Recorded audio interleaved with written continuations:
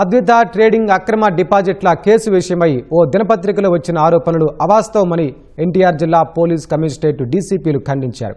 ఉన్నతాధికారుల మనోధైర్యాన్ని దెబ్బతీసేలా, ప్రతిష్టకు భంగం కలిగించేలా వచ్చిన కథనంపై వారు ధ్వజమెత్తారు.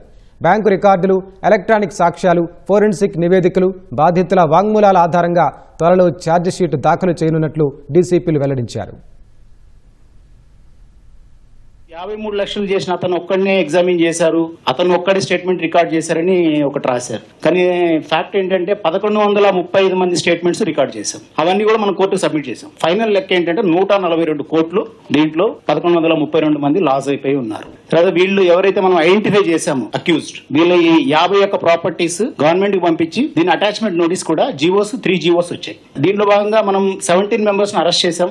లాస్ట్ జూలైలో కేసు రిజిస్టర్ అయితే ఇప్పుడు వరకు ఆల్మోస్ట్ కేసు ఫైనలైజ్ అయిపోయింది. Barring some income tax returns కావచ్చు, లేదా నిటిగ్రిటీస్ ఫైనల్ గా ఛార్జ్ షీట్ వేసే క్రమంలో ఉన్నాం. ఇప్పుడు మా మొరల్ ని దెబ్బతీయడానికి కావచ్చు, ఇది వి ఫెల్ట్ బ్యాడ్. ఊహా చిత్రాలు, ఊహాగానాల వల్ల it will lead to lot of disturbance. ఈ విధంగా అసత్య ప్రచారాలు గాని, అభూత కల్పనలు గాని, వ్యక్తిగత హననాలు గాని చేయడం అనేది చాలా దురదృష్టకరం.